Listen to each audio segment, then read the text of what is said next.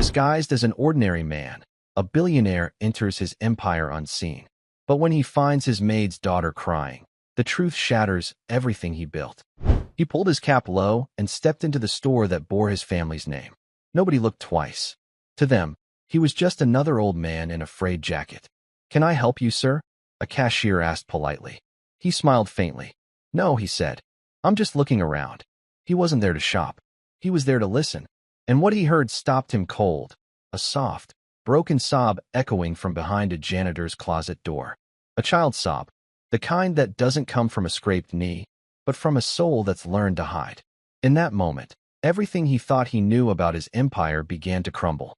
And what started as a quiet visit to his own store ended as the unraveling of a man's illusion.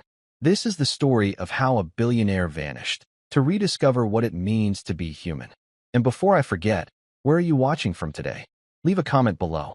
We love seeing how far these stories reach. Enjoy the story. Harrison Gable was a man who trusted numbers, and the numbers said his company was perfect. But a single sound, a little girl crying in a forgotten corner of his store, was about to tell him the truth, a truth that would unravel a carefully crafted lie and challenge the very foundation of his life's work. Harrison Gable adjusted the brim of his worn-out tweed cap, pulling it low over his eyes. The hat felt foreign. For the last 30 years, the only thing he wore on his head was the immense, invisible weight of a retail empire. Gable's department stores were a titan of American commerce, a monument to his grandfather's vision and his own relentless drive. His face, usually gracing the covers of business magazines, was now carefully obscured, his tailored suit replaced by a simple, slightly frayed jacket and worn denim trousers. He looked like any other man in his late 60s, perhaps a retiree looking to pass the time or a grandfather waiting to meet his family. No one would ever guess he was the sole owner of the very ground on which he stood. He pushed open the heavy glass door of his flagship Chicago location, the bell above chiming a cheerful, metallic welcome that felt strangely out of place. This store, the crown jewel of his operations, was supposed to be a well-oiled machine of customer satisfaction and employee morale. The reports that landed on his polished mahogany desk in New York City painted a picture of perfection. Monthly summaries from the regional director spoke of record sales, low staff turnover, and glowing customer feedback. On paper, this place was a fortress of profitability and success. But Harrison hadn't come all this way to read another glowing report. He'd come because of a feeling, a cold, nagging suspicion that had taken root in his gut weeks ago. It started with a small thing, an anonymous, handwritten note that had somehow bypassed the corporate mailroom and landed directly on his desk. It was written on cheap, lined paper, the kind a child uses for schoolwork. The handwriting was shaky, desperate. It contained only 7 words. "Please look at what is happening here." There was no signature, no return address, just the store's number 101, scrawled at the bottom. His executives had dismissed it. Probably a disgruntled former employee, Mr. Gable, his CEO had said with a wave of his hand. "We get these things from time to time. It's meaningless." But Harrison couldn't shake it.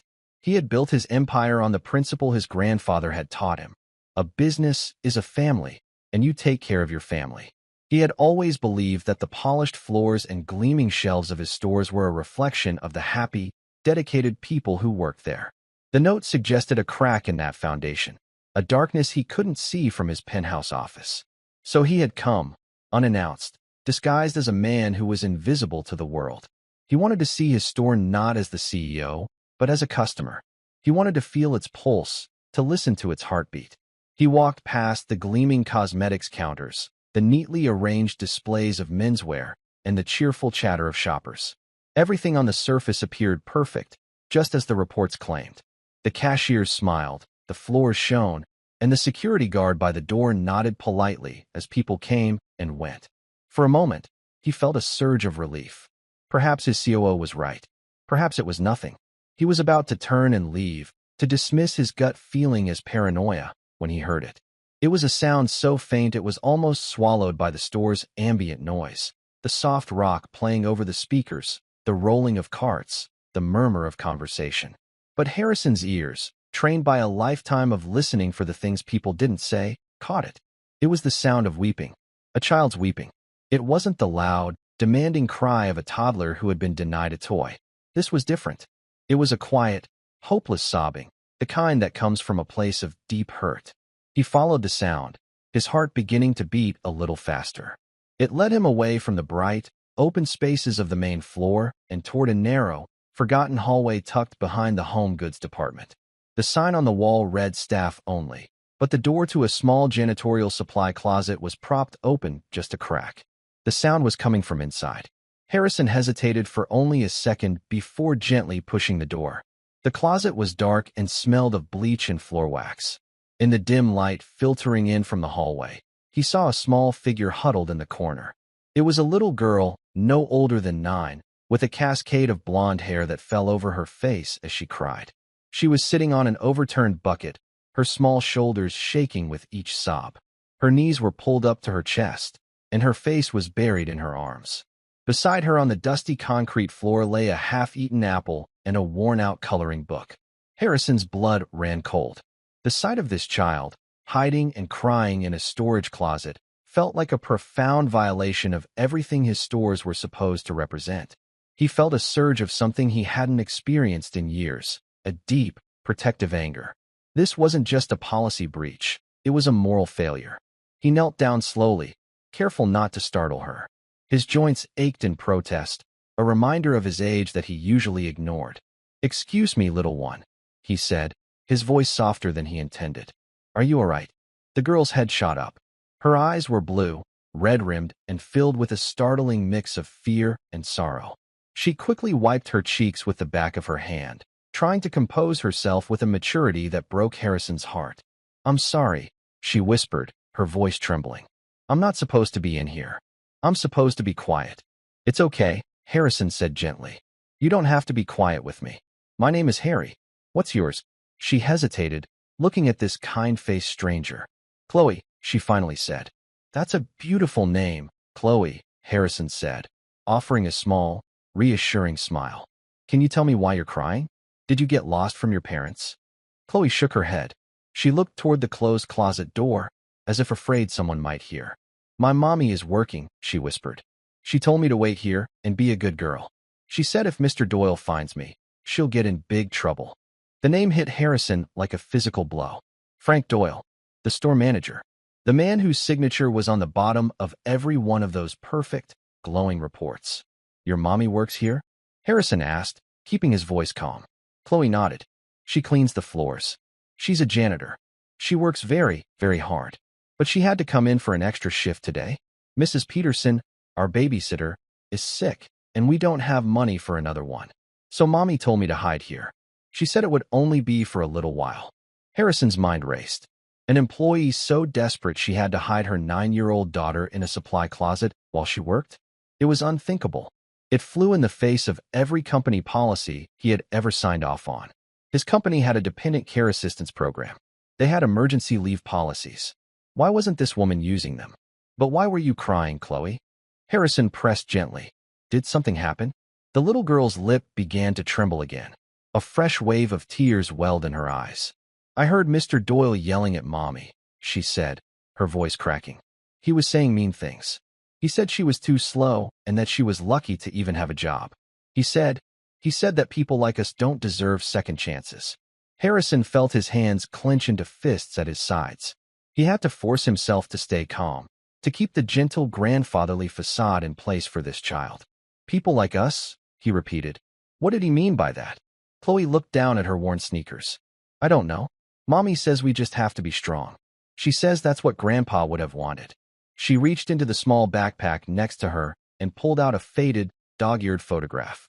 It showed a man in a crisp military uniform, his chest adorned with medals, a kind but firm look in his eyes. "This is my grandpa," she said with a glimmer of pride. "General Robert Vance. Mommy says he was a hero. She says he always fought for people who couldn't fight for themselves." Harrison stared at the photograph. He felt the air leave his lungs. General Robert Vance. The name echoed through the halls of his memory. He wasn't just a hero, he was the hero. A legendary figure from the Desert Storm conflict, renowned for his courage, his integrity, and his unwavering dedication to his soldiers. Harrison had met him once, years ago, at a White House dinner. He remembered a man with an iron will and a deep sense of honor. A man who embodied the very best of America. And his daughter, his child, was working as a janitor in one of his stores, being berated by a petty tyrant of a manager while her own daughter hid in a closet, crying. The pieces of the puzzle began to click into place, forming a picture far uglier than he could have ever imagined. The anonymous note. The manager's perfect reports. An employee too scared to use the benefits she was entitled to. A war hero's daughter being told she didn't deserve a second chance. This wasn't a crack in his company's foundation. It was a rot, a sickness that had taken hold right under his nose. He looked at Chloe, at her tear-streaked face and the fierce pride she had for her grandfather. In her eyes, he saw the reflection of his own failure. He had built a kingdom of glass and steel, but he had allowed the people inside to become invisible. He had created policies meant to protect them, but he had fostered a culture where they were too afraid to use them. As he stood up, his knees cracking in protest, one terrifying question burned through his mind. If this was happening to the daughter of a national hero, what was happening to everyone else? What started as a simple fact-finding mission had just become the most important investigation of his life. The truth he was about to uncover would be worse than anything he'd imagined. It would force him to tear down the very systems he had built and question everything he thought he knew about leadership, honor, and the real cost of looking the other way. He looked down at the little girl, who was now carefully tucking the photo of her grandfather back into her bag. "Chloe," he said, his voice filled with a new, steely resolve. "I think your mom is the real hero. And I promise you, things are going to change." He had to get closer. He couldn't fix this from the outside. He had to go in, to see it with his own eyes, to live it. He had to become one of them. The decision was made. Harrison Gable, the billionaire CEO, was about to disappear. In his place, a man named Harry Gibson was about to apply for a job as a janitor. He walked out of the supply closet and back into the bright lights of the store, but he was no longer seeing the polished floors and perfect displays. He was seeing the shadows and the corners, the spaces between the shelves where desperation could hide. And he knew, with a certainty that chilled him to the bone, that he was about to find more than just one crying child. He was about to find a whole family of employees who were suffering in silence. The next 24 hours were a blur of calculated transformation. Harrison flew back to New York on his private jet, not to the comfort of his penthouse, but to a small, discreet office he kept for sensitive operations. There, with the help of his most trusted head of security, a former Secret Service agent named David, he began to construct his new identity. Harry Gibson was born. His backstory was simple, plausible, and designed to evoke a specific kind of dismissive pity from a man like Frank Doyle. Harry was a retired widower from a small town in Pennsylvania. His modest pension had been wiped out by a bad investment, and he had recently moved to Chicago to be closer to a fictional nephew. He was looking for simple, honest work to keep busy and make ends meet. He was quiet, unassuming, and desperate. He was, in short, the perfect victim. David worked his magic, creating a digital footprint for Harry Gibson. A simple social media profile with a few pictures of a generic-looking dog, a valid social security number flagged for temporary employment, and a driver's license with Harrison's picture, aged and weathered by a skilled graphic artist. They procured a set of second-hand clothes, worn work pants, faded flannel shirts, and a pair of sturdy but scuffed boots. Every detail was designed to scream, down on his luck, a man with no leverage, no connections, and no reason for anyone to look at him twice. The most difficult part for Harrison was the internal shift. He had to shed the skin of command he had worn for 40 years. He practiced in front of a mirror, slumping his shoulders, avoiding direct eye contact, speaking in a softer, more hesitant tone. He had to unlearn the habit of walking into a room and owning it. Now, he had to learn to disappear. He had to become the kind of man his own managers would overlook, dismiss, and ultimately, feel comfortable exploiting. It was a bitter pill to swallow, but he knew it was the only way to get to the truth. 2 days later, Harrison, now fully embodying Harry Gibson, walked back into the Chicago store. This time, he didn't enter as a customer. He went around to the staff entrance at the back of the building, a grim, metal door next to a row of overflowing dumpsters. The air here smelled of stale garbage and despair. He took a deep breath and stepped into the world his employees inhabited every day. He asked a passing stock boy where he could find the manager's office. The young man grunted and pointed down a long, dimly lit corridor without even making eye contact. The contrast between the bright, welcoming sales floor and this bleak, forgotten hallway was stark. This was the store's underbelly, the part the customers never saw. Frank Doyle's office was at the end of the hall. The door was closed, but a small, smudged window offered a glimpse inside.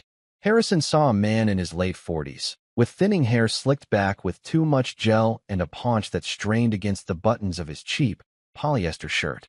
He was leaning back in his chair, feet up on his desk, barking into the phone. Even from a distance, his body language radiated a cheap, aggressive arrogance. This was a man who enjoyed his small kingdom. Harrison knocked softly on the door. There was no answer. He knocked again, a little louder this time. "What?" Doyle's voice boomed through the door. "Can't you see I'm busy?" Harrison opened the door a crack. "Excuse me, sir," he said, pitching his voice to sound meek.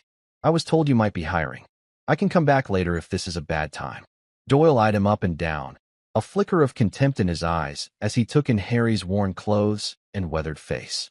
He held up a finger, signaling for Harrison to wait, then finished his call with a loud, fake laugh. He slammed the phone down and gestured toward the single, uncomfortable-looking chair in front of his desk. "What do you want?" he asked, not as a question, but as a demand. "I'm looking for work, Mr. Doyle," Harrison said, clutching a folded, fabricated resume in his hand. "Anything you've got. I'm a hard worker. Don't mind getting my hands dirty." Doyle took the paper without looking at it, placing it on a corner of his messy desk. "Experience. Worked in a warehouse for 20 years back in Pennsylvania," Harrison said, reciting the backstory David had created. "Company downsized. I'm just looking for something steady." Doyle leaned back, steepling his fingers over his stomach. He seemed to enjoy making Harrison squirm in the silence. "We don't have much," he said finally. "Maybe some hours on the night crew. Custodial. It's tough work. Long hours. Not for everyone." He said it like a challenge, as if daring Harrison to back down. "That sounds fine, sir," Harrison said, making sure to keep his eyes lowered. "I'm not afraid of hard work." Doyle smirked. It was a cold, predatory expression. "The pay is minimum wage. No benefits until you've been full-time for 90 days, and full-time hours are not guaranteed. You get paid for the hours you work, nothing more. You're late, you get docked. You're slow, you get docked. You complain, you get replaced. Understand, every word was a violation of Thompson Enterprises' official corporate policy. Full-time status was supposed to be determined by a rolling average of hours. Benefits were to be offered proactively, and docking pay for anything other than time fraud was strictly illegal. Harrison felt a cold fury rise within him, but he forced it down, nodding his head like an eager puppy. "Yes, sir. I understand completely," he said. "I just want a chance to prove myself." "Good," Doyle said, a glint of satisfaction in his eyes. He had found another compliant cog for his machine. "You can start tonight, 10 p.m. to 6 a.m. You'll be working with Eleanor. She'll show you the ropes." He gestured dismissively toward the door. "Now get out. I've got work to do." As Harrison walked back down the grim hallway, he felt a strange mix of disgust and triumph. He had gotten in, but the ease with which it had happened was terrifying. Doyle hadn't asked for references. He hadn't conducted a real interview. He had seen a desperate older man, and his only thought was how he could be used. He spent the rest of the day in a cheap motel room he'd rented near the store, the anonymity of it a perfect match for his new persona. He thought about Eleanor Vance, the general's daughter. He thought about Chloe, hiding in that dark closet. He now understood why she was too afraid to use the company's support systems. A man like Frank Doyle wouldn't just deny a request for emergency leave. He would see it as a weakness to be punished. He had created a culture of fear so absolute that his employees would rather suffer in silence than risk speaking up. That night, at 9:45 p.m., Harrison returned to the store. The last of the shoppers were filtering out, their bright, cheerful faces a world away from the reality he was about to step into. He entered through the staff door and found his way to a small, grim break room. A few other night shift workers were there, sitting in silence, their faces etched with a deep, bone-weary exhaustion. No one spoke. They just stared blankly at the wall or scrolled through their phones, conserving their energy for the long night ahead. At 10 o'clock sharp, a woman walked in. She was slender, with the same quiet dignity he'd seen in her daughter's face.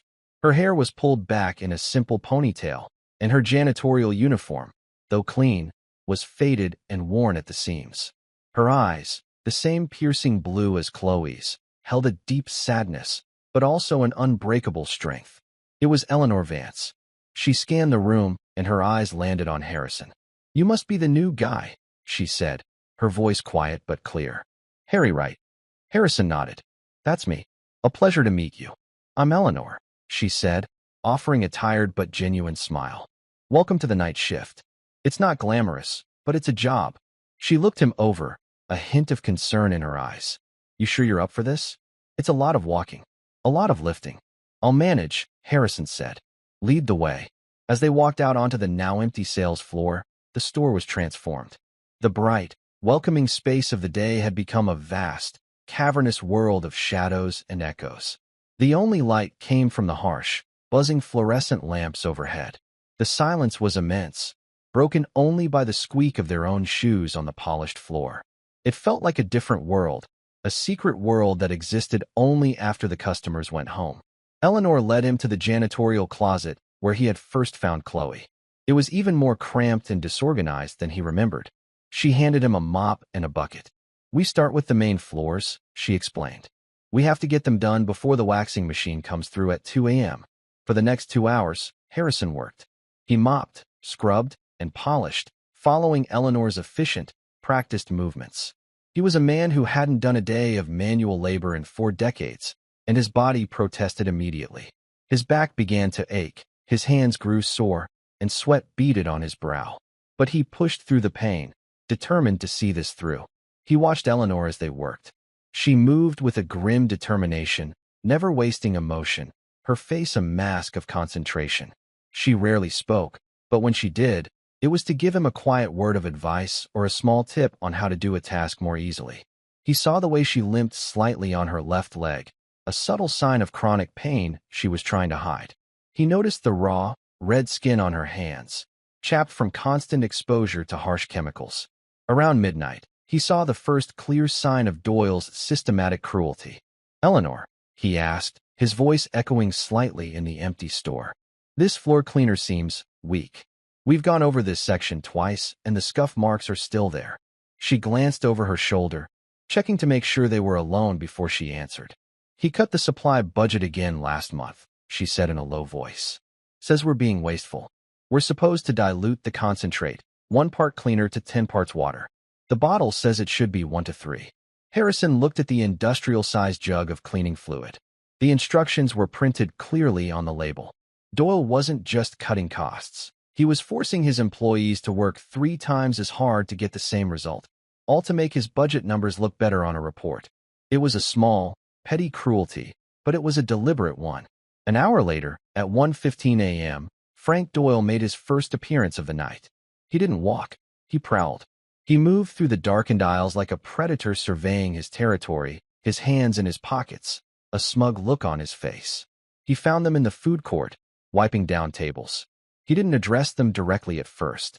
He just ran a finger along the surface of a table Eleanor had just cleaned, inspecting it for dust. He found none, but it didn't seem to matter. "Vance," he said, his voice sharp, "you're behind schedule. You should have been done with the food court 20 minutes ago." Eleanor's back stiffened. "We've been working as fast as we can, Mr. Doyle," she said, her voice carefully neutral. "The new guy is still learning the routine." Doyle scoffed. "Excuses. I pay you to work, not to train. And definitely not to be slow." He pulled out a small notepad from his pocket and made a mark. "I'm docking you both 15 minutes. Maybe that will motivate you to pick up the pace."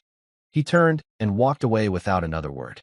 Harrison stared after him, his heart pounding with a rage so intense it made his vision swim. 15 minutes of pay, stolen from them for a completely fabricated reason. It was probably less than $5 for each of them. It wasn't about the money. It was about the power. It was about reminding them who was in control, that their time, their labor, their very livelihood, was his to give or take away at a whim. He looked at Eleanor. Her face was pale, but her expression was one of grim resignation. This wasn't new to her. This was normal. "Does he do that often?" Harrison asked, his voice barely a whisper. She nodded. not looking at him. She just picked up her cleaning cloth and moved to the next table. You learn to live with it, she said, her voice hollow. You have to. When you've got a little girl at home depending on you, you learn to live with a lot of things. Harrison gripped his mop handle, the wood groaning under the pressure. He had thought he was coming here to fix a problem in his company. But as he stood there in the vast, empty silence of his own store, watching a hero's daughter endure this quiet, soul-crushing abuse, he realized he had been wrong. This wasn't a problem. This was a war. And he had just enlisted on the front lines. The first break came at 2:30 a.m. Eleanor led Harrison to the same grim break room from before. Two other members of the night crew were already there, a wiry young man who looked barely out of his teens and an older, stooped man with weary eyes and a permanent tremor in his hands. The young man was scrolling silently on his phone, his face illuminated by the pale blue light. The older man, whose name tag read George, was staring into a thermos cup as if it held the secrets of the universe. The silence was heavy, oppressive. It wasn't a comfortable silence between colleagues. It was the tense quiet of strangers on a prison bus. Harrison sat down at the small table, his muscles screaming in protest. He unwrapped a simple sandwich he'd brought in a brown paper bag. The act felt strangely performative, a detail from the life of a man he was pretending to be. So, Harrison said, trying to inject a bit of warmth into the chilly room. How long have you all been working here? The young man didn't even look up from his phone. George took a slow sip from his thermos, his hand shaking slightly. He looked at Harrison with eyes that had seen too many long nights. Long enough, George said, his voice a gravelly whisper. Best thing you can do, Harry, is keep your head down. Do the work. Don't ask questions. Don't cause trouble. Just be invisible. Good advice, Eleanor said quietly, not looking at either of them. She was nibbling on an energy bar, eating it with the mechanical efficiency of someone refueling a machine, not enjoying a meal. Suddenly, the door swung open and Frank Doyle filled the frame. A greasy smile was plastered on his face, but it didn't reach his eyes. His gaze swept over the room, a silent accounting of his subjects. Well, look at my hard-working night owls, he said, his tone dripping with false bonhomie. Enjoying your little break? Don't get too comfortable. He pointed a thick finger at a clock on the wall. 15 minutes. That's what the company gives you. I'm timing it. To the second. He remained by the door, arms crossed, watching them. The air grew even thicker. The young man put his phone away. George seemed to shrink into himself, hunching his shoulders as if to ward off a blow. Harrison felt a primal urge to stand up, to walk over to Doyle and wipe that smug look off his face.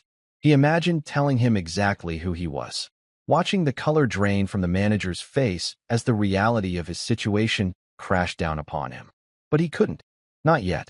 Revealing himself now would be a momentary satisfaction, but it wouldn't fix the deeper problem. Doyle would be fired, yes, but the culture he created would linger. The fear he instilled in these people wouldn't just vanish. To truly heal this place, Harrison needed to understand the full extent of the sickness. He needed evidence. He needed the trust of the people Doyle had been terrorizing. He forced himself to take a bite of his sandwich, the bread feeling like sawdust in his mouth. After what felt like an eternity, Doyle grunted. Time's up. Back to work. Those floors aren't going to clean themselves. As they filed out of the room, Harrison saw Eleanor stumble slightly. She caught herself on the doorframe, a quiet gasp of pain escaping her lips. Her limp, subtle before, was now much more pronounced. The long hours on the hard concrete floor were taking their toll. They were assigned to clean the employee bathrooms next, a task Harrison suspected was reserved for Doyle's least favorite workers. The bathrooms were in a deplorable state, far worse than the public restrooms. It was another small, hidden indignity, another way of communicating to the staff that their comfort was of no concern. As they worked in silence, Harrison noticed Eleanor's movements becoming slower, more labored. She leaned heavily on her mop, her face pale and beaded with sweat. He saw her wince as she bent down to scrub a stubborn spot near the base of a sink. Are you all right? He asked, his voice low. I'm fine, she said through gritted teeth, but it was a clear lie. Just a long night. Harrison made a decision. He looked down the empty corridor. Doyle was nowhere in sight. Eleanor, he said, his tone gentle but firm. Go sit in the break room for 10 minutes. I'll finish in here. She looked at him, her eyes wide with a mixture of suspicion and exhaustion. I can't. If he finds out. He won't find out, Harrison insisted. I'm a fast worker. I can handle this. Go on. It's not a request. She hesitated, a battle playing out on her tired face. It was the conflict between her ingrained fear of Doyle and the overwhelming need to rest her aching body. Finally, the exhaustion won. She gave him a small, grateful nod, her pride not allowing her to say thank you. She limped out of the bathroom, leaving Harrison alone with the buckets and the bleach. He worked with a speed and fury he didn't know he possessed. The work wasn't just about cleaning anymore. It was an act of defiance. Every tile he scrubbed was a blow against Doyle's petty tyranny. Every surface he polished was a small gesture of respect for the woman who was supposed to be doing this job. He finished both bathrooms in under 20 minutes, a job that should have taken the two of them closer to 40. When he found Eleanor back in the break room, she was sitting with her eyes closed, her left leg propped up on a chair. She had taken her shoe off, and he could see her ankle was swollen. She opened her eyes as he entered, a look of gratitude finally breaking through her guarded expression. "Thank you, Harry," she said, her voice barely a whisper. "You didn't have to do that. We're a team, aren't we?" Harrison said, sitting down across from her. "That's what this is supposed to be about." She let out a short, bitter laugh. "There are no teams here. There's just surviving." She looked at him, really looked at him for the first time. She saw the genuine concern in his eyes, the kindness in his weathered face. He wasn't like the others. He wasn't beaten down like George or checked out like the young man. He had a strength about him, a quiet dignity that reminded her of someone she had lost long ago. "Why are you here, Harry?" she asked, her voice soft. "A man your age, you should be retired, enjoying your grandkids." Harrison stuck to his cover story. "Lost my pension. A man's got to work. Same as anyone else." He paused, then decided to take a chance, to open a door he hoped she would walk through. "But what about you? I get the sense you weren't always doing this kind of work." Her gaze dropped to the floor. The wall she had so carefully constructed around herself began to crumble.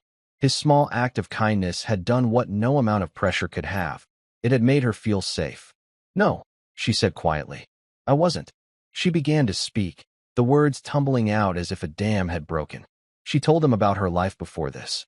She had been a paralegal at a small law firm in the city. It wasn't a glamorous job, but she was good at it. She had benefits, regular hours, and enough money to provide a stable life for her and Chloe.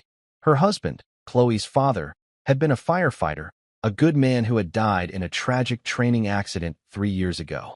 After he died, she said, her voice thick with unshed tears, everything fell apart. The grief, it was like a physical weight. I couldn't focus at work. I started making mistakes. Small things at first, but they added up. Then Chloe got sick. A really bad case of pneumonia. She was in the hospital for almost 2 weeks.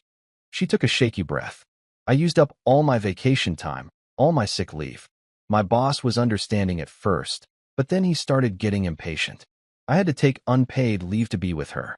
When I finally came back, they told me they'd eliminated my position.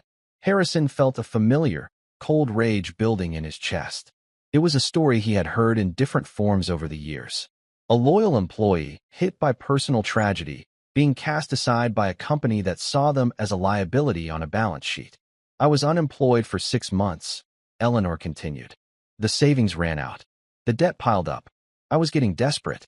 I applied for everything. No one would hire me. They saw the gap in my resume and assumed the worst. Finally, I saw an ad for this job. It was a night shift, but it was a job. It was a paycheck. It was a way to keep a roof over Chloe's head."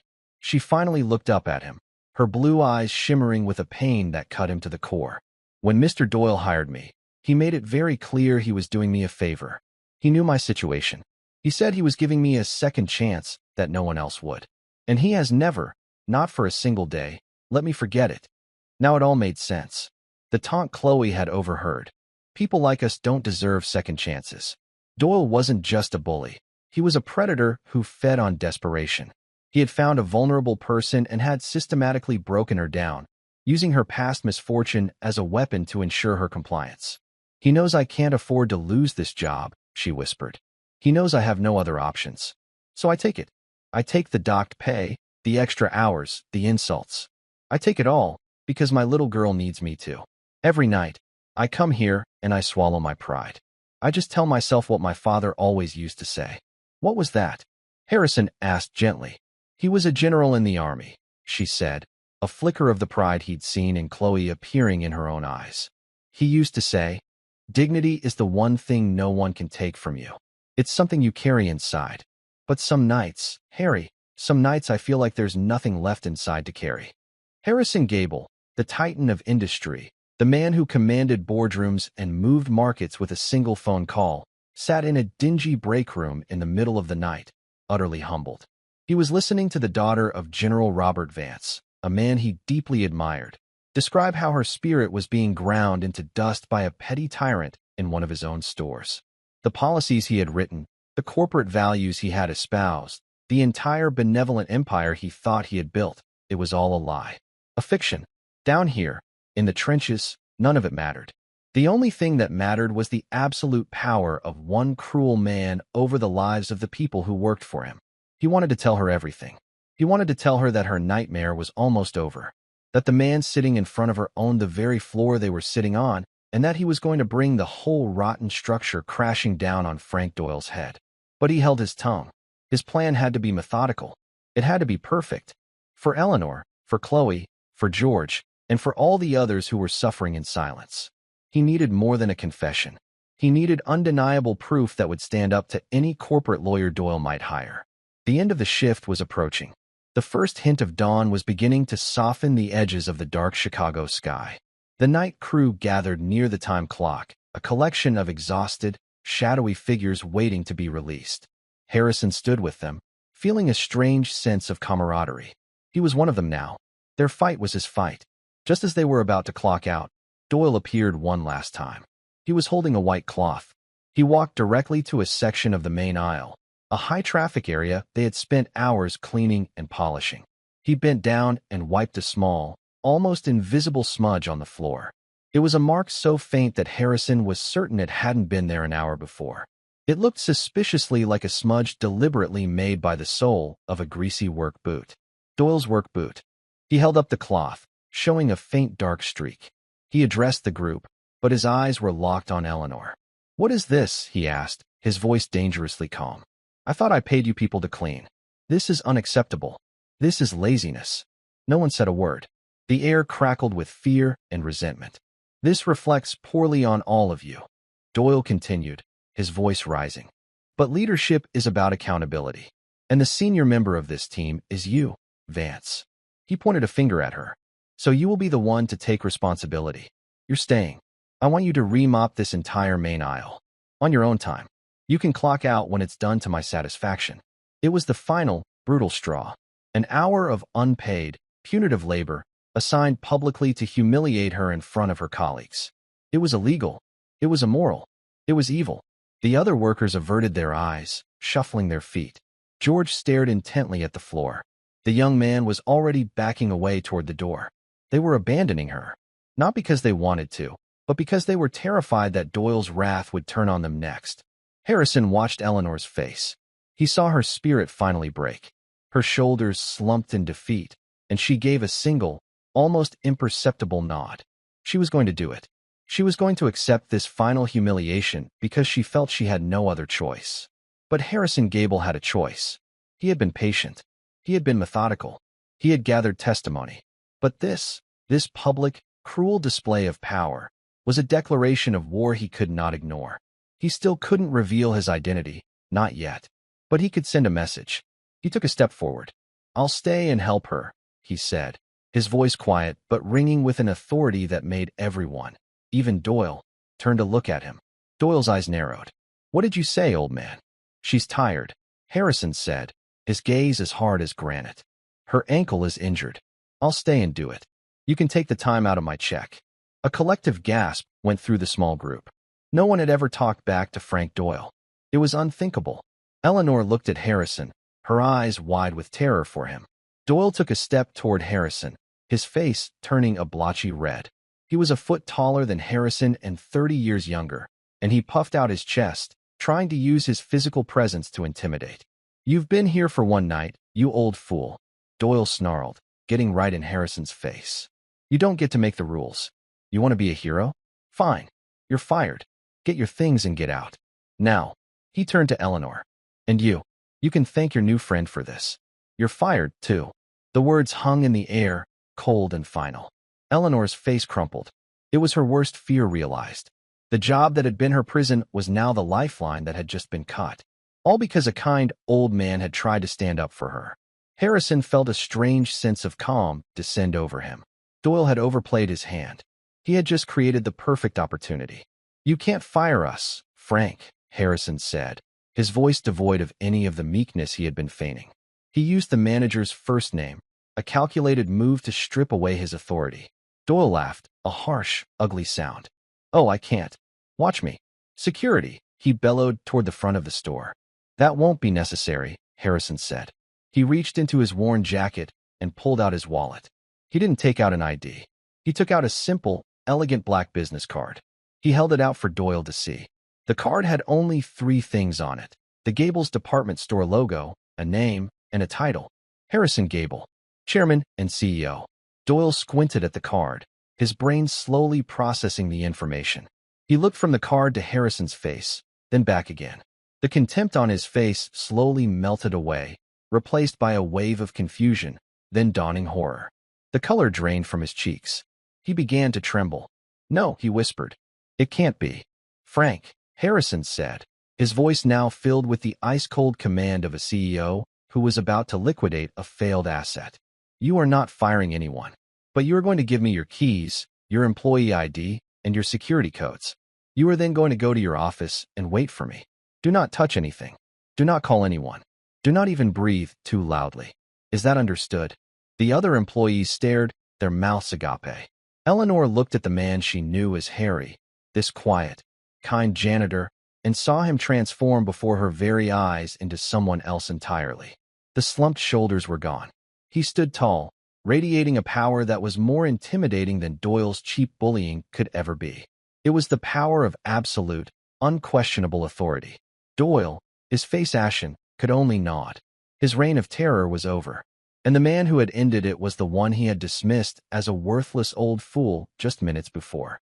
The sun was rising, and a day of reckoning had finally arrived at Gable's department store. The transition from a powerless, terrified minion to a man holding a pair of worthless keys was instantaneous and brutal for Frank Doyle. He seemed to shrink before their eyes, the cheap polyester of his manager's uniform suddenly looking like a costume on a man who had forgotten his lines. He fumbled with the key ring on his belt, his hands shaking so violently he could barely unclip it. He handed the keys and his ID badge to Harrison, his eyes darting around the small group of employees, looking for a sympathetic face and finding only a sea of cold, hard stares. The fear he had so expertly cultivated had now turned on him. His authority, built on a foundation of intimidation, had vanished the moment a higher power appeared. Harrison took the keys without a word and then turned his attention to the shell-shocked employees. Everyone, he said, his voice now calm and steady, projecting a natural authority that Doyle could only ever mimic with volume. Please, clock out. Go home and get some rest. Your full shift will be paid, and I am personally adding a 4-hour bonus to each of your checks for tonight's work. George, I want you to go home, and I want you to see a doctor about that tremor. Send the bill directly to my office. We will take care of it. George looked up, his weary eyes filling with tears. For the first time in years, someone was seeing him not as a broken-down old man, but as a human being. He could only nod, his throat too tight with emotion to speak. Harrison then looked at Eleanor. Her face was a canvas of conflicting emotions, shock, relief, and a dawning, brilliant hope. The weight of years of anxiety and fear was visibly lifting from her shoulders. Eleanor, Harrison said, his voice softening. You are not fired. On the contrary, I need your help. But first, I need you to go home to your daughter. Spend the day with her. Don't worry about anything here. When you're ready, I'd like you to come back this afternoon. We have a lot to talk about. He then added, and please, for your ankle, take a company car. The keys are in the office. Just tell the driver where to go. She looked at him, the man she knew as Harry, and saw the truth of his character. It hadn't been an act. The kindness, the decency, the willingness to stand up for her, that was the real man. The CEO persona was just the tool he was now using to enforce that character upon the world. "Thank you," she whispered, the words carrying the weight of 1,000 sleepless nights. "Thank you, Harrison." As the other employees filed out, whispering amongst themselves, a new and unfamiliar energy buzzing between them, Harrison turned his gaze back to Frank Doyle.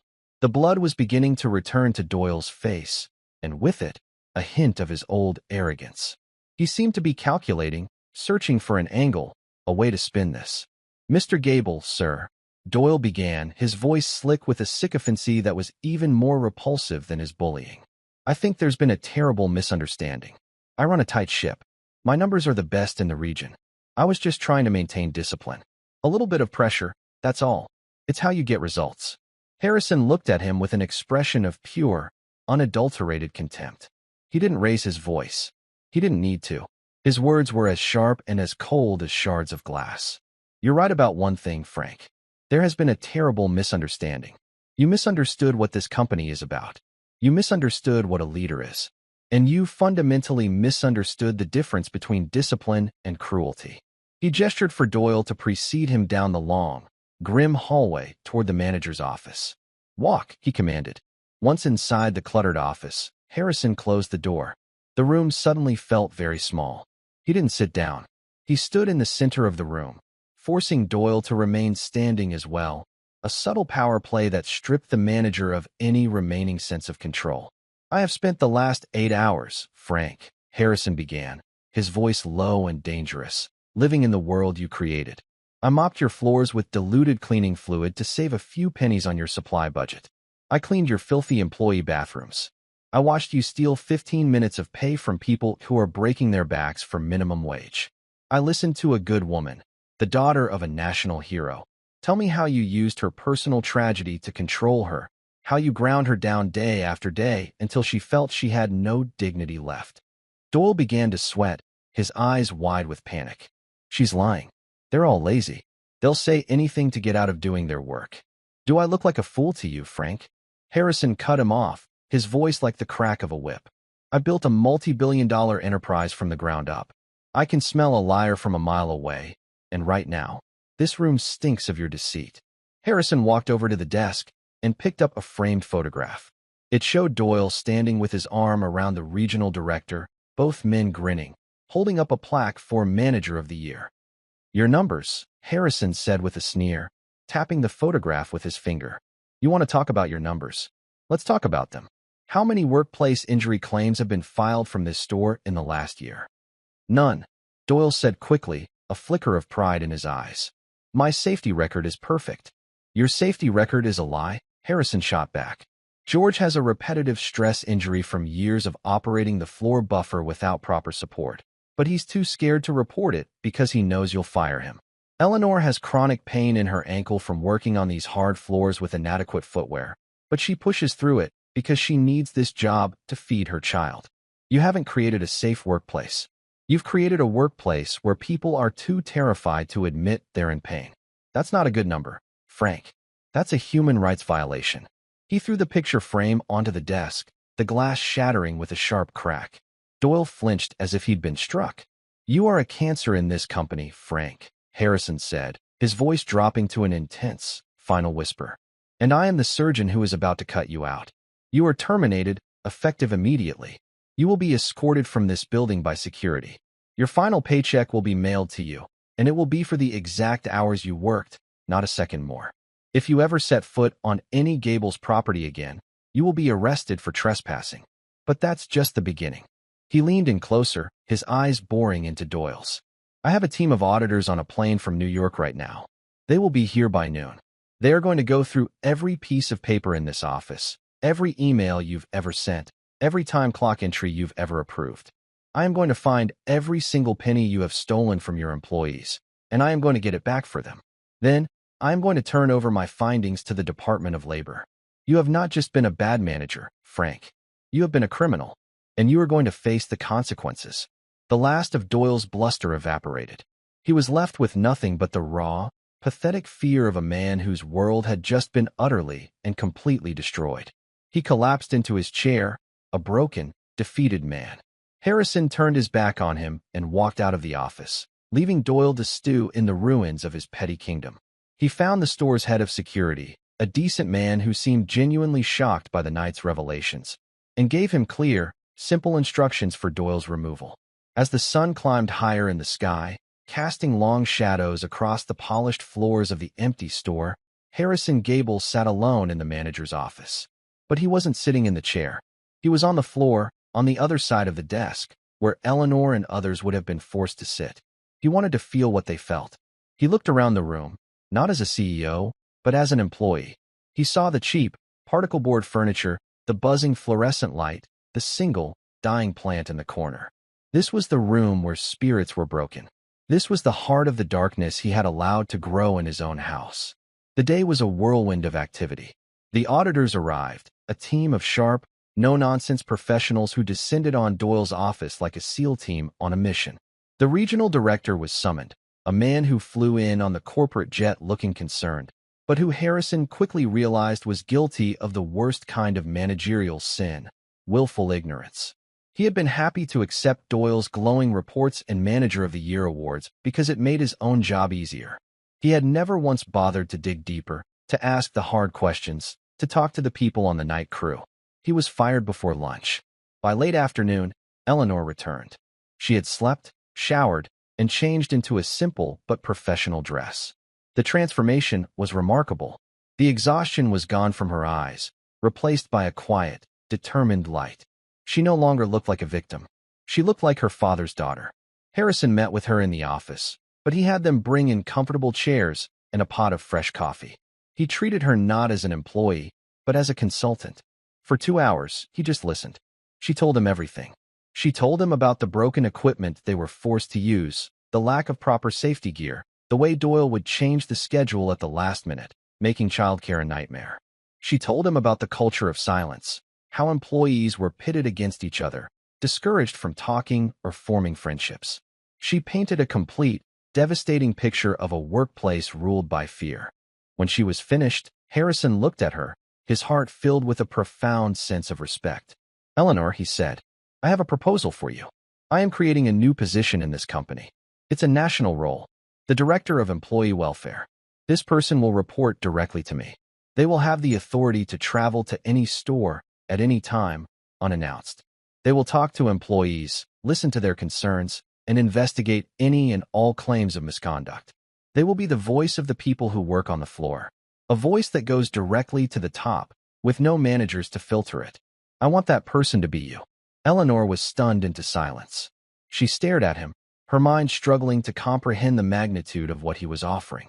A week ago, she was a paralegal. A day ago, she was a janitor. And now this. "Me?" she finally said. "But I don't have any experience in corporate management. I don't have an MBA. "You have something more important," Harrison replied. "You have lived it. You know what it's like to be invisible. You have the integrity of your father and the strength of a survivor. You have more qualifications for this job than anyone I could ever find at a business school. The company needs you, Eleanor. I need you." Tears welled in her eyes. But this time, they were not tears of sorrow. They were tears of validation, of a life's worth of struggle and quiet dignity finally being seen and rewarded. "Yes," she said, her voice clear and strong. "Yes, I'll do it." 3 months later, the Chicago flagship store was a different place. The grim break room had been renovated, with comfortable chairs, a new kitchen, and bright, warm lighting. The equipment was all brand new, and the supply closets were fully stocked with the proper, undiluted cleaning fluids. But the biggest change wasn't physical. It was in the air. The employees smiled. They talked to each other. The oppressive weight of fear had been lifted. Eleanor Vance, now the Director of Employee Welfare, walked through the store on one of her regular check-ins. She wore a sharp, professional suit, but she moved with the same quiet grace she'd had as a janitor. She greeted every employee by name, from the cashiers to the stock boys to the new night crew supervisor, George, who now stood straighter, his hand steady. Her office was the one that had once belonged to Frank Doyle. She had redecorated it completely, replacing the intimidating desk with a round table to show that everyone who entered was an equal. On her wall, next to her new title, hung the framed photograph of her father, General Robert Vance, his chest full of medals, his eyes full of pride. Later that afternoon, a small, blonde-haired girl with bright blue eyes skipped into the office. She ran straight to Eleanor and gave her a hug. "Mommy, can we go to the park now?"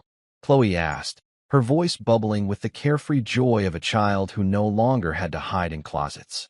"In a little bit, sweetie," Eleanor said, kissing the top of her head. "There's someone here I want you to meet." Harrison Gable stood up from the round table where he had been waiting. He was back in his tailored suit, the uniform of a CEO. But his eyes were different. The hard, calculating edge was gone, replaced by a warmth and a humility he had learned on his hands and knees, scrubbing floors. He knelt down, just as he had in the supply closet 3 months ago, so he was on eye level with Chloe. "Hello, Chloe," he said with a gentle smile. "My name is Harrison. I'm a friend of your mom's." Chloe looked at him, her head tilted. "You look different than Harry," she said with the unfiltered honesty of a child. Harrison chuckled. "Sometimes, you have to look a little different to see things clearly. I wanted to thank you." "For what?" she asked. "For crying," he said simply. "Your tears, your story about your grandpa. You reminded me what's really important. You helped me fix a very broken thing. You're a hero, just like your grandpa."